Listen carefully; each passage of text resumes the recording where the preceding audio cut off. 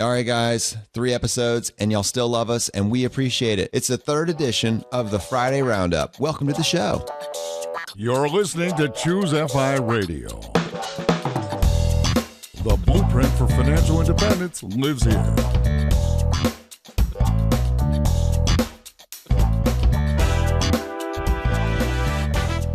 If you're looking to unlock the secrets to financial independence and early retirement, you're in the right place. Stay tuned and join a community of like-minded people who are getting off the hamster wheel and taking control of their lives in the pursuit of financial independence. Choose FI, your home for financial independence online.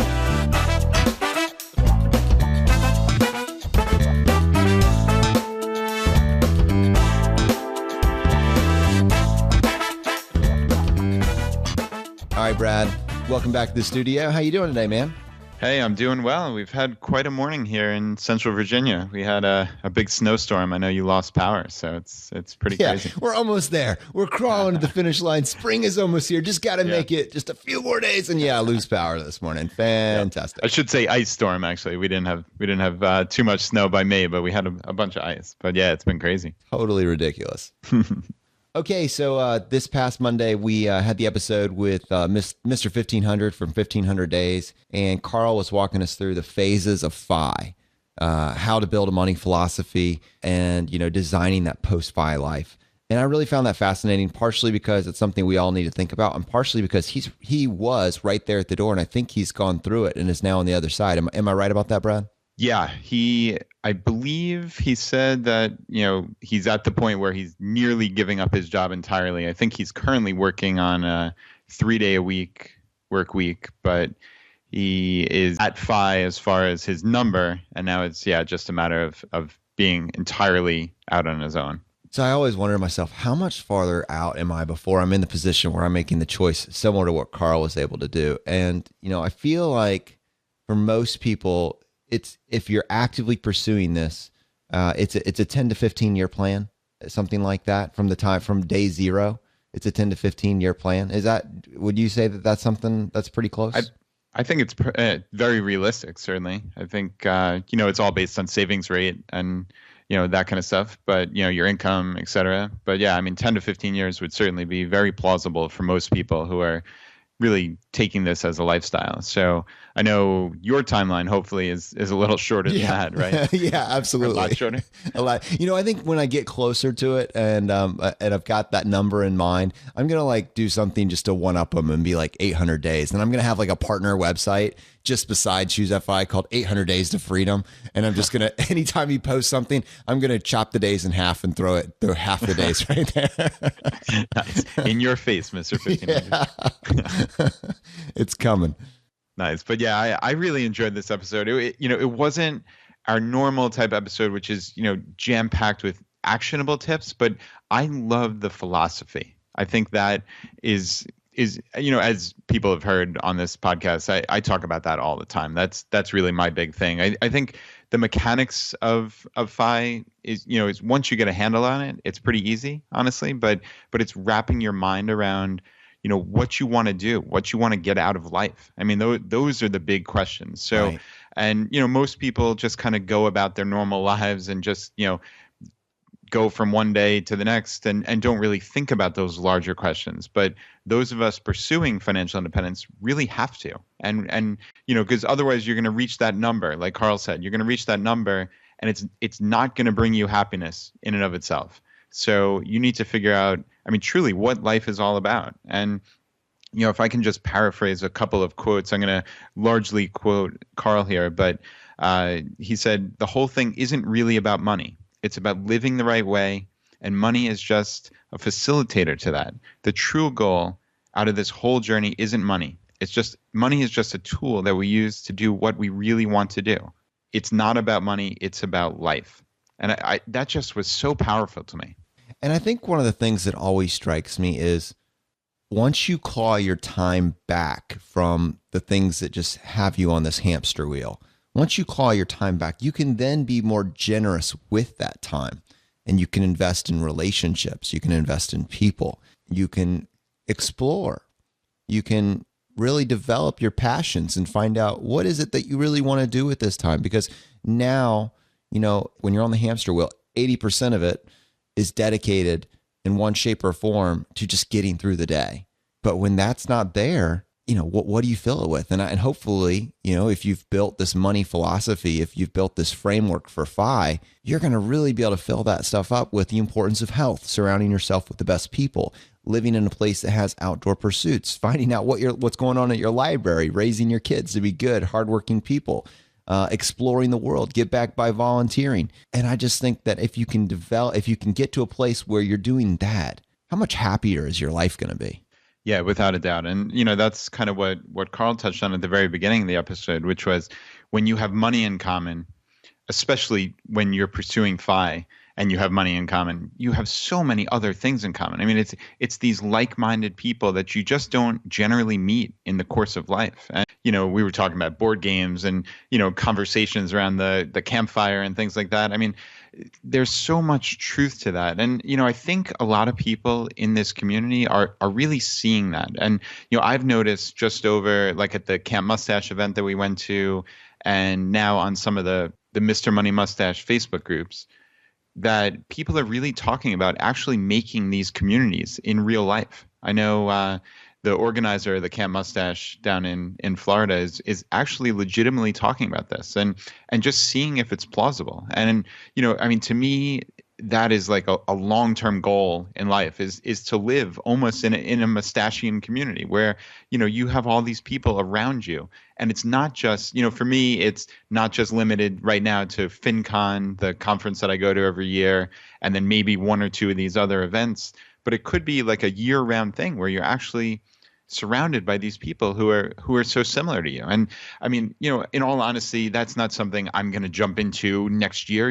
I have kids. We are, part of our community here in Richmond, and, we're not going to uproot our lives for this, but who knows? That could be something where you go and visit for a couple of weeks a year, or, 5 or 10 years from now, you retire there or some such. So, it's certainly something that a lot more people are realizing the power of community. So it really makes me quite pleased to really see that happening. Yeah, I'd love to get Pete on the show and talk to him about that at some point and see how he feels about where that stuff is going, because it really is taking off. And all the people that go to the camps, I mean, they certainly, it's just fun to picture what that would actually look like.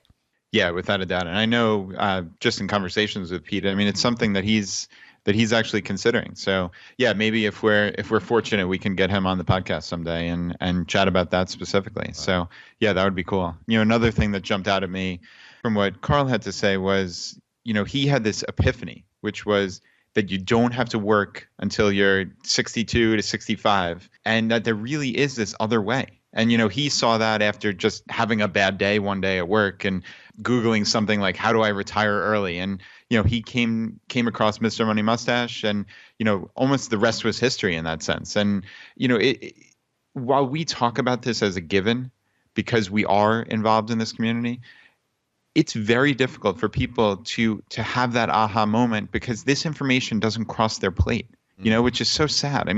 It really comes down to math and psychology, but you have to be presented with it. And that's what we're trying to start, not start. Obviously, this has been started for years, but, we're trying to bring this to a larger audience here with this podcast. And, hopefully we're, changing minds, even if it's, one person at a time. That would be a life well lived as far as I'm concerned, Yeah, absolutely. And one other thing about that, and I was thinking about it, when you posted that picture of your odometer on Twitter the other day, and you had just passed 100,000 miles, and that's awesome. Frugal win of the week. Yeah, but we had someone on Twitter, and I'm sorry I forgot your tagline, but I just want to give you a shout out. She said, only in the FI community do people get excited about cars that have over 100,000 miles on it. And she was appreciating it, liking it, and I thought that was awesome, because how powerful is it when, instead of living next to the Joneses, you live next to someone that's committed to financial independence? It changes your whole compass, and it really empowers you. It makes it easier for you to get to financial independence, because if all your neighbors are telling you how they're all getting brand new cars, and you have the ugly beater in the driveway, you are going to feel the pressure to then step up your game.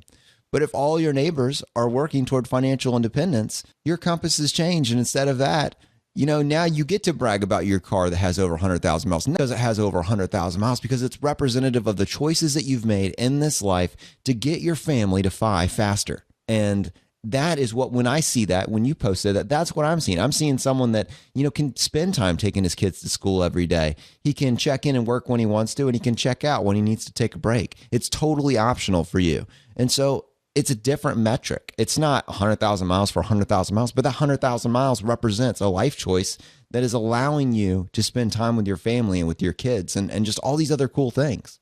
Yeah, that's really neat. I like that perspective, Jonathan. And, honestly, it's something that I hadn't thought about that deeply. But yeah, you're absolutely right. I mean, it represents, to me, it's 6 years of no car payments and hopefully another 10 to go, and, not wasting money on those dopey keeping up with the Joneses type things. And, that kind of ties into what Carl said also, right? Which was really such a stark example, when they moved into that McMansion monstrosity, and, literally some little girl walked over to his daughter and asked how many of those American Girl dolls she had, excuse me. And I mean, that was just crazy that these kids are already hit with this materialism. And, they basically, the little girl rolled her eyes at Carl's daughter. And, when she said she didn't have any, I mean, could you imagine living in a community where that's the norm? I mean, that's just absolutely abhorrent to me. And, luckily Carl and Mindy decided to pick up and move. I mean, what a crazy thing, right? They actually put up a for sale sign 2 weeks after they moved into a house. I mean, that takes some guts, Yeah, no, absolutely. I can't believe that Carl has over 300 articles in his draft folder on his WordPress. I mean, I have I just can't even imagine the brain that can just come up with all these ideas, sets them aside, and then just gets to choose on trickling them out. I have a 100% execution rate. So I think of one idea and then I have to focus on that until it's done. And then I move on to the next one. But Carl is just amazing how many ideas he has and so much knowledge to share. So I know he just came up with an email list. He's just started developing it. I was the 11th person to subscribe, so you can't have that spot. But if you want to get more of his really insightful ideas and articles, you should go to 1500 Days and check out his subscribe list. And I think y'all will appreciate the content that he puts out on a weekly basis. So go check that out. All right, guys. So as you know, as Brad and I have started to figure out what works on these Friday roundups, we've started to kind of put them into segments. We view 2 shows a week is what we're always going to try to do. I can't guarantee that. So if one week you don't get a second episode, don't hate on us too much. Just really look forward to the next Monday one, right? But what we're going to try to do is on Monday, we'll unpack just a ton of actionable content, and we'll either bring on a guest for that to help us present those ideas. Or if it's something that we really feel like we want to do ourselves, we'll just go ahead and do it ourselves.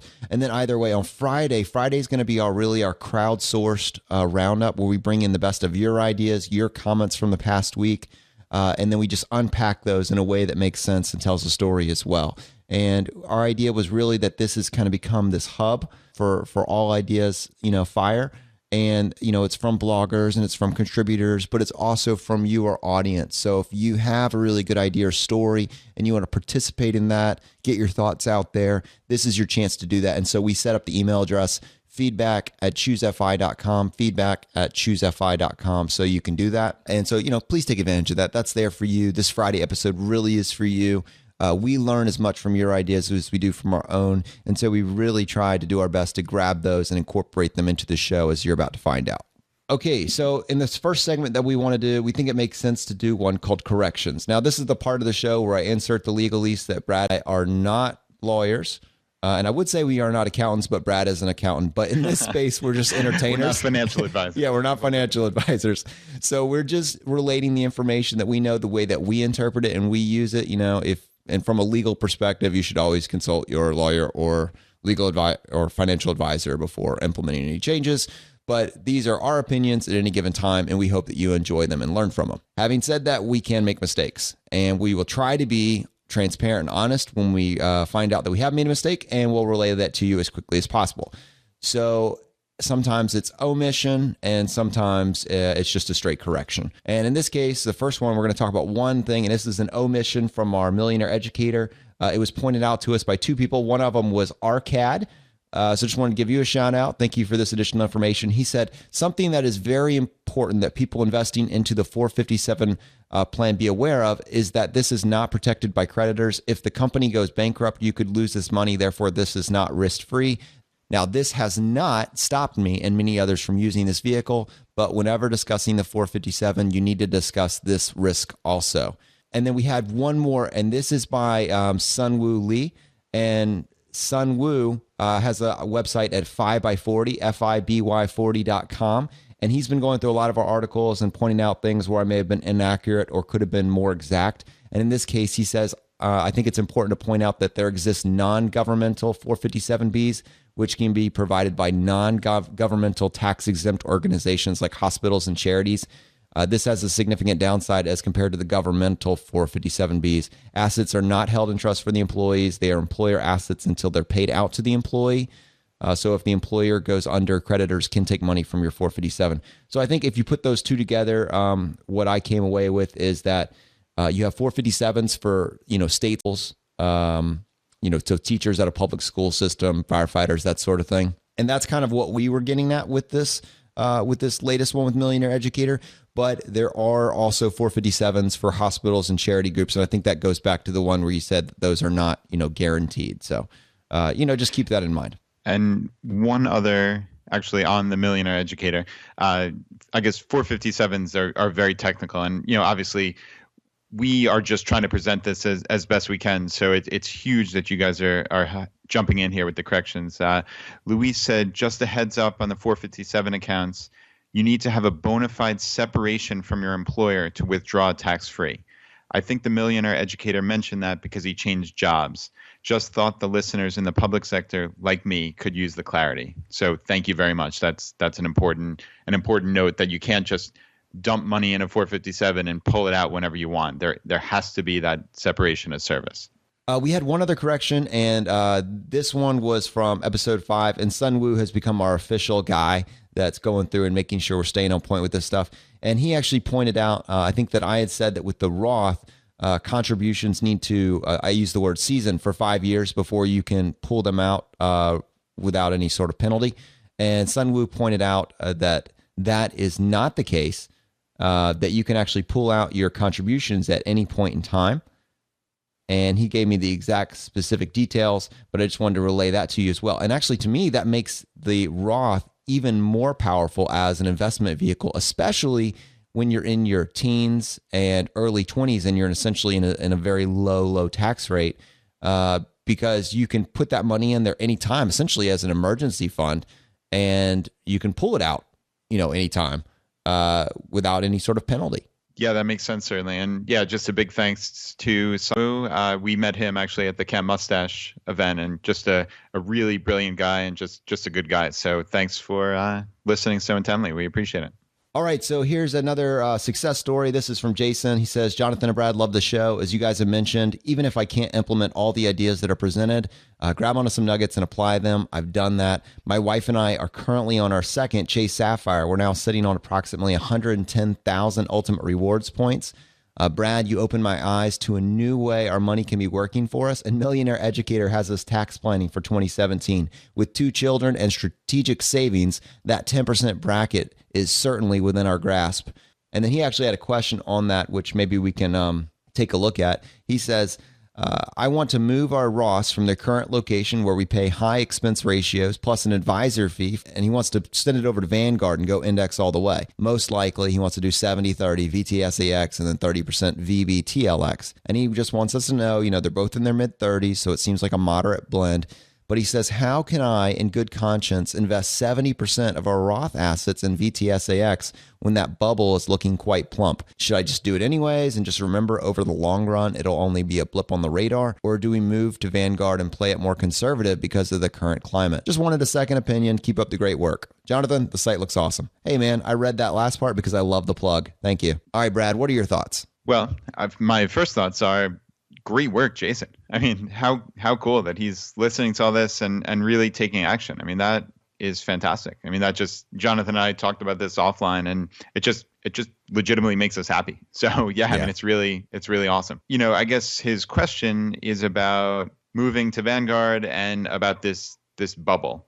I think one of the most difficult parts of investing is timing. And we don't have the to market time. If we did, we'd be billionaires. And, you have to time it perfectly. And if you sit on the sidelines for too long, all of a sudden that bubble at, a Dow, 20,000 or whatever is all of a sudden a Dow 40,000. And, is it a bubble then? I mean, I'm kind of speaking generally and hypothetically here, but like, you can't time the market. I can't time the market. Warren Buffett can't time the market. Nobody can time the market. It's just too difficult. So, while there are ways, again, I always come back to the psychology. Like if you really felt like it, there's always the math versus the psychology. If it's going to tear you up to have all your money in the stock market right now and it's going to keep you up at night, then maybe that's not right for you. The math would suggest dump it all in Vanguard, leave it there, wake up 40 years from now and be a very happy person, right? That's what the math would suggest. And there are going to be ups and downs. There are going to be corrections all the time. If you can't stomach that, it's going to make for a very difficult ride. I honestly don't look at my investments on any kind of regular basis because I know it'll only let my stupid human brain into the decision making and will screw it up. So I try to avoid looking, thinking, doing anything other than just keep on pumping money into my investments every single week. That is my goal. If I can do that, I know 40 years from now, I'm going to wake up with a pot of probably tens of millions of dollars. So, Jonathan, I'd love to throw it over to you. I'm sure you have your own thoughts, different thoughts, whatever. But, I think market timing is a fool's errand and we just don't know. And, listen, the stock market could go down 20% in the next month. And, I still think I'll look like an idiot based on this advice because you cannot time the market. You just can't. That's awesome. That's awesome.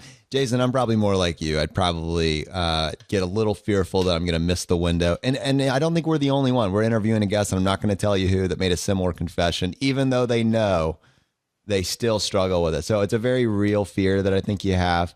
I'll be honest, though, frankly, the more I listen to Brad, the more I want to be like him. So I probably will at some point, end up in the same position where you have this windfall. All of us at some point in our life, hopefully will have some sort of windfall, whether it be $1,000 or 5,000 or 100,000, whatever it is, it's coming for a lot of us at some point for some reason. And then you'll have to figure out what you want to do with it. And I think the general advice that Brad just gave is awesome.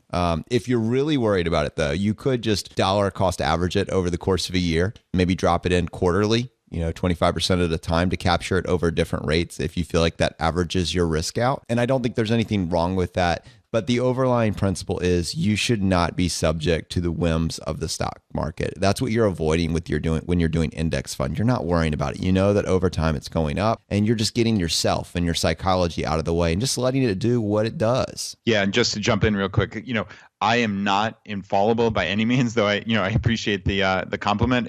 It's the exact opposite. I'm a moron at this just like everybody else. And if I know that I'm terrible at it. And if I let my brain get involved, I will screw it up.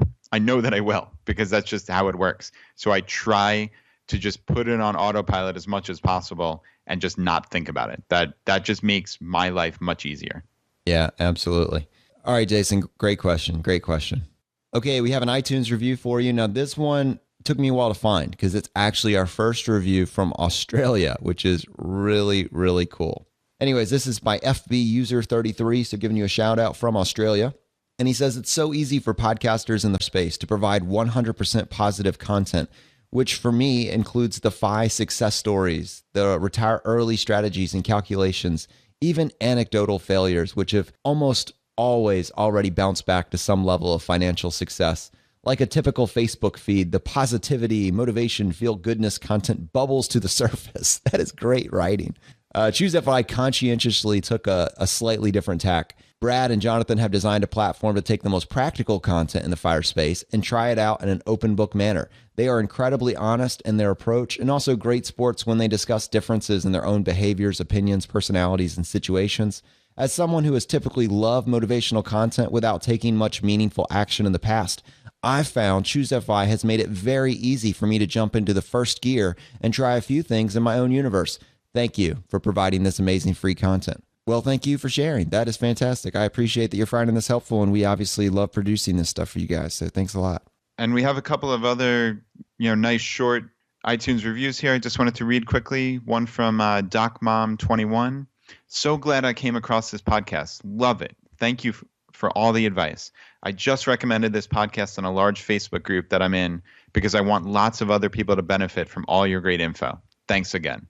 Well, thank you very much, Doc Mom, for sharing it. That's absolutely wonderful. And Gypsy Schick said, fantastic podcast. These guys are relatable, informed, and inspirational. Of all the financial podcasts I listen to, this is the one I'm eagerly waiting for each week. Great content for anyone interested in financial independence or retiring early.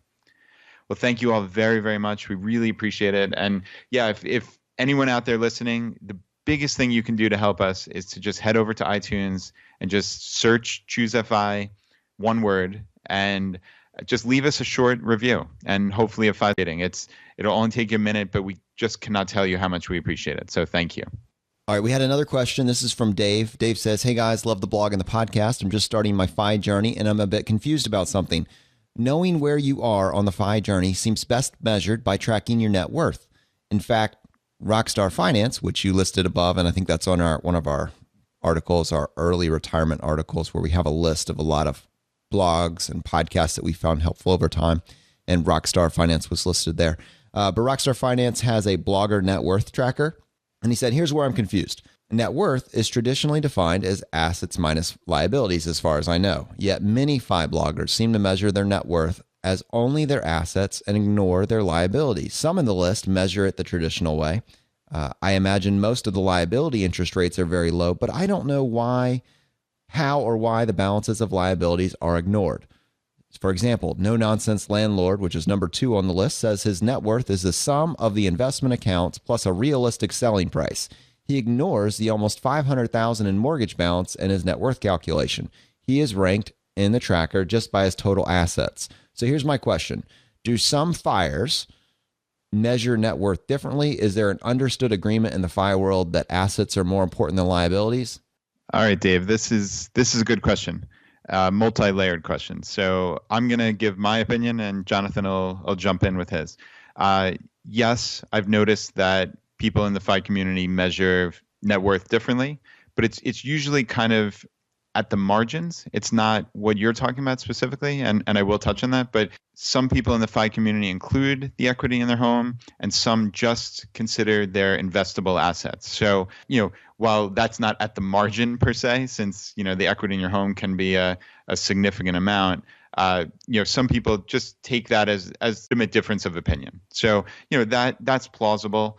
In my net worth, sometimes I include things like, I always look at it as like a net liquidating value. Like what is my actual net worth after all is said and done? So, I'll include the value of my cars. And, if I had something particularly valuable, I might include it in a net worth as well. That's the kind of stuff at the margin. But your question is a bigger one, which is, why do people not include their liabilities? And, I know nothing about No Nonsense Landlord, so this is not an implication either way, shape, or form of that person. But for any net worth calculation, you need to include your liabilities. That's just the accountant in me. It's just very simply, you add up all your assets, you take out your liabilities, and that's your net worth. So that is an absolute no-brainer in my opinion.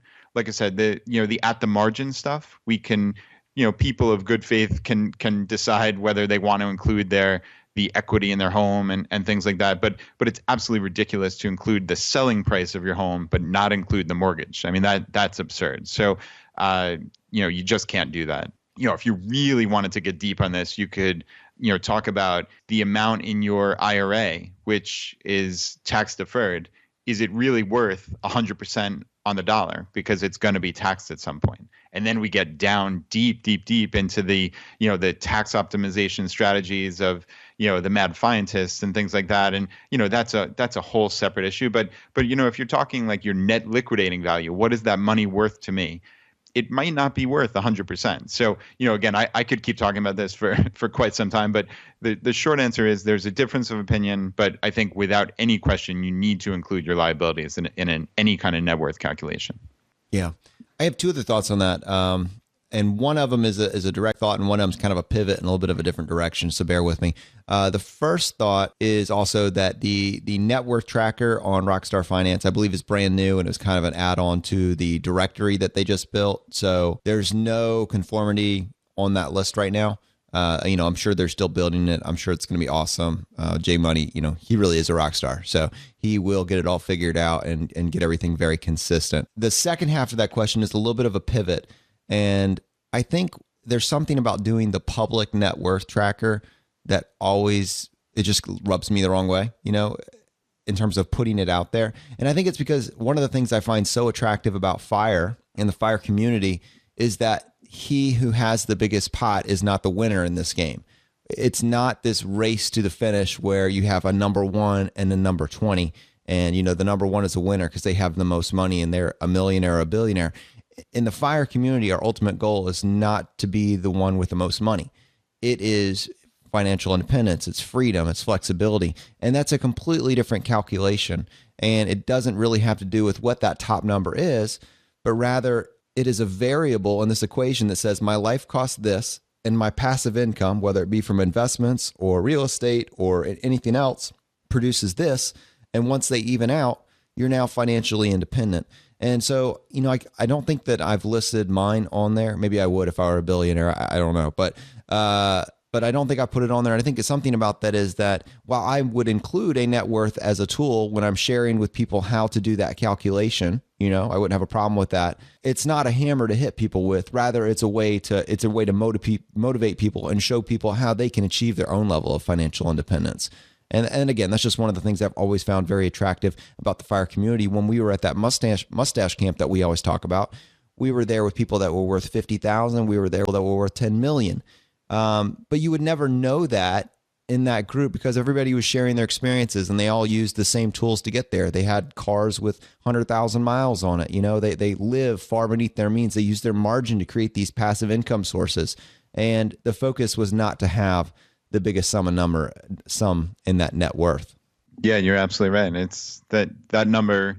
It's not the status that it is in real life. So, I totally agree with you there.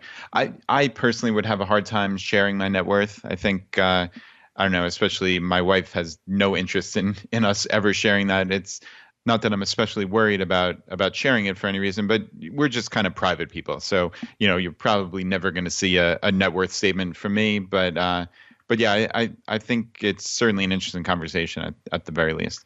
And from a website perspective, Choose FI, one of the things we're doing, what we're putting out there to you guys is we're talking about this content that we really believe has the power just to change the way you look at the world, or at least reinforce the beliefs that you've already had. And what we're doing, we also have an email list. And for those, we're trying to help people exactly where they're at. Instead of being a one-size-fits-all podcast, we're asking you, what do you need help with? And we're giving you specific help. So we've kind of broken up that email list into 3 different segments: people that are trying to get out of debt, people that are interested in starting a business online, and the people that already have one that maybe want help with branding.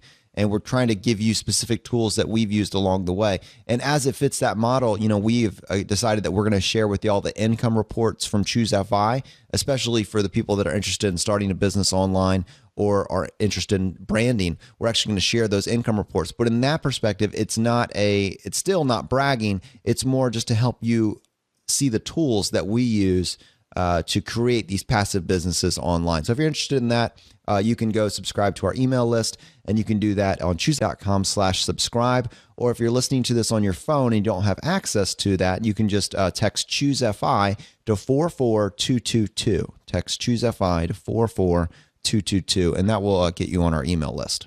All right. On our Friday roundups, we like to just take one travel rewards question that we received from the audience and just kind of talk through it real quick. So just again, a reminder, our podcast on travel rewards, which we think is pretty much the best intro on this concept, anywhere on the internet, is at choosefi.com/009. So that's a great way to get started. And Jamie wrote in with a question just saying, I have over 100,000 Chase Ultimate Rewards points, and I really need to know, what are your favorite transfer partners? I understand from listening to you that there are 3 different ways to redeem the Chase Ultimate Rewards points, and that transferring them to travel partners are the most lucrative. But I need to know, A, how do I do this, and B, what are the most valuable of these partners? All right, Jamie, that's a really good question. Yeah, I mean, actually physically transferring them is pretty easy. So that's, we'll just touch on that real quick. You can just log into your Chase online account. You click your points balance. That'll take you to the Ultimate Rewards area. And you'll see there's a drop down for travel, and one of the options, I don't have it in front of me, but it's transfer to travel partners is probably the wording they use.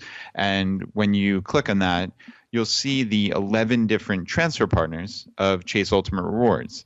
And what they'll do, just very simply, they'll ask you for your account number at that, let's say, airline or hotel, let's say Hyatt Hotels. They'll ask for your account number and just your last name. And that's it. And that's all it takes to actually link up that account. So what I would recommend, just to save some time, in a point down the line where you actually want to redeem, is I would just create those accounts now.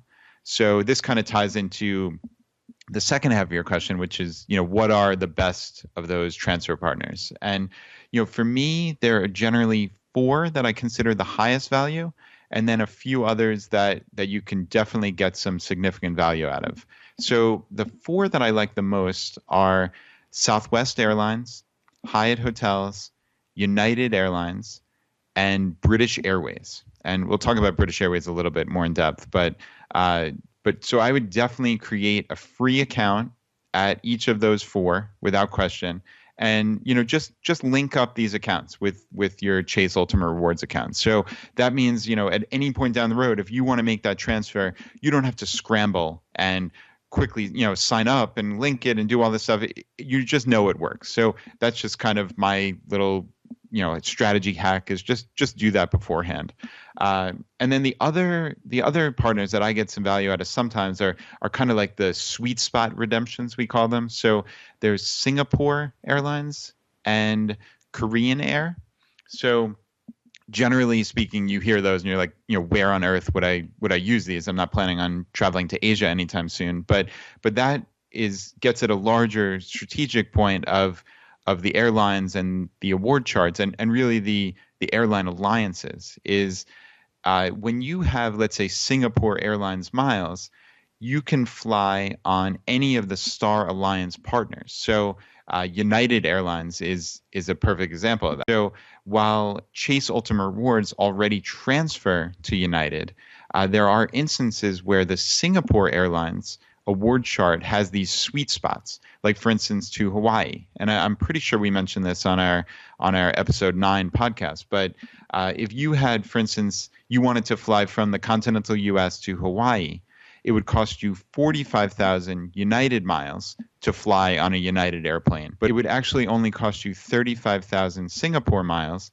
to fly that exact same airplane. So it would save you 10,000 miles round trip just by knowing that little hack. So, that is beyond the scope of a short 5-minute answer here, but talking about all the specific details, but that's a really cool way of at least just getting a comprehension that these sweet spots do exist. So yeah, just, quickly going back, Southwest Airlines is the easiest of all the rewards programs to use. They don't have any blackout dates or reward limitations. So, I love them.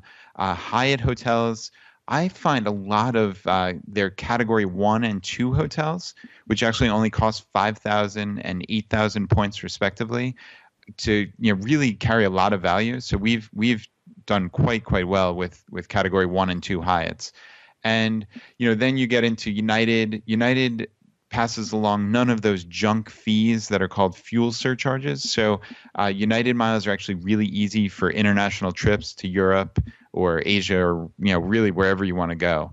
And finally, British Airways. And, again, this is slightly outside the scope of this podcast, but British Airways you can actually use for those sweet spot redemptions here in the U.S. on both American Airlines and Alaska Airlines. So that's actually some of using British Airways points of all things that's one of the best to fly in the U.S. if you have flights on American Airlines and Alaska Airlines. So, you can find out more on our podcast, and we're definitely in our travel rewards section. We're going to continue to build that out and provide more info.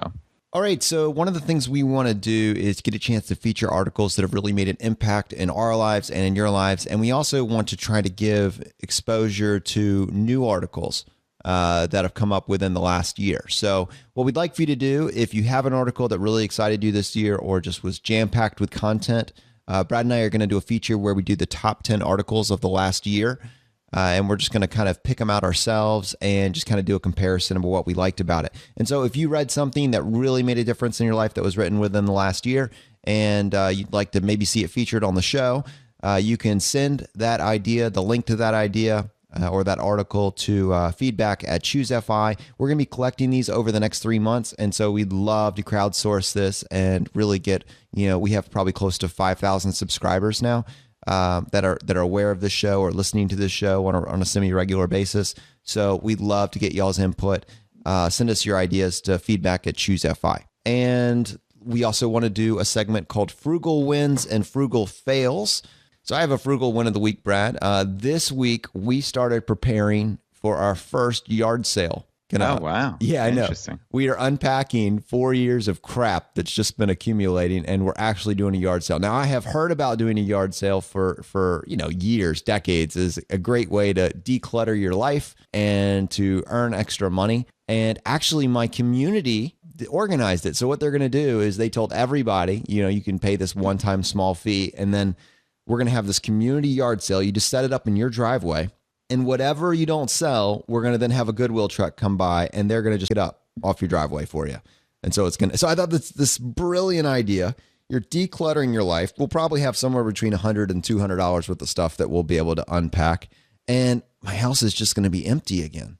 Feels so efficient. Yeah, that's awesome. There's when we clean rooms in our house, we wind up calling it an oasis. That's what it feels like. It's just so mentally freeing, right? To just have that look in a room and just see nothing, just see no piles of garbage where they, just wind up accumulating. So yeah, I totally hear you on that. I'm gonna take a picture of that, and I'm gonna take a picture of all the crap that we found in the house that we're gonna be able to sell. I'll take a picture of it and put it on our Twitter feed this weekend. But very, very exciting to be able to. First of all, you don't even know how much junk you have. I mean, if it's been in your attic for 4 years or even for a year, probably there's no chance you're ever going to use it again. You should kind of use that as the line at which, okay, we could probably get rid of that. And I had stuff that had been there for 4 years and had never gone near it. So there was a lot of stuff that we could unpack. Yeah, that's cool. Right. I mean, once it's up there for years, it's literally worth zero to you because you're never going to look at it. So yeah, that makes sense. That's really cool. Yeah, I mean, we have an upcoming Frugal Win. So I'll just kind of mention it now, which is we just cut the last check for preschool for my daughter, Molly. So she's going to kindergarten in the fall, and, she's been at this really wonderful preschool right around the corner from us for a couple of years now, just a morning preschool. But yeah, we literally just cut the last check for that. So, that's a not insignificant amount of money every month that we're paying. So that's a nice addition to Vanguard every month now that we can getting a raise. Yeah, it's great. I mean, it's a couple $100 a month just straight up Apex raise. So yeah, that's a pretty cool little Frugal Win of the week. Now I can start going to our college fund. All right. So one thing that we really want to communicate to you, and I think we've done that, but your feedback is the lifeblood of Choose FI. Your thoughts and ideas are what help us go and find these really great conversations and then be able to present them to you. And so again, we just want to give a shout out to Isaac. Isaac on almost a weekly basis sends us his ideas and thoughts. And he's plugged a couple other blogs for us that we just want to give a shout out to. First, he mentioned Slowly Sipping Coffee, which you can find at slowlysippingcoffee.com. And he said, I love these guys. I feel like they're just outside of the fire mainstream blogosphere. He's never heard them on a podcast before. Just a real normal couple, 2 kids grinding to the fire finish line. He said their light bulb email post was the most influential thing in the fire journey. And he sent us the link to that, which we'll link to in the show notes. And so I haven't had a chance to check that out, but I'm really excited to do that. Fervent Finance. This is another guy that's just outside the big timer circles. Really enjoyed his writing. He's made some big lifestyle choices to reduce his expenses. He's also for the fire community under 30, which is a pretty cool perspective. So Isaac, since this is ideas, he sends us links to great content. It really does help us out as we're preparing shows to give y'all this awesome content. So we get it, in some cases we have a backlog of stuff ourselves, but it really is helpful when y'all shoot us your ideas and topics. This show is as good as our community is. And so we really do get better together. And so with that in mind, we're going to be kind of closing this upcoming week, this weekend. Prepare for Monday, where we have Justin from Root of Good coming on the show. And we're going to be unpacking some very cool ideas with him on what financial independence looks like with kids. And after you achieve early retirement, how does the dynamic change? How does it affect your kids? So I think y'all are really going to appreciate that. We also delve into what preparing for college looks like, how to do college the smart way. I'm going to say that this is not the final say on college. This is kind of just opening up the door for conversation. We are going to actually even be going deeper on this topic in the coming months and years, but this is to get the conversation going, and I think y'all are really going to appreciate that as well. Brad, any final thoughts?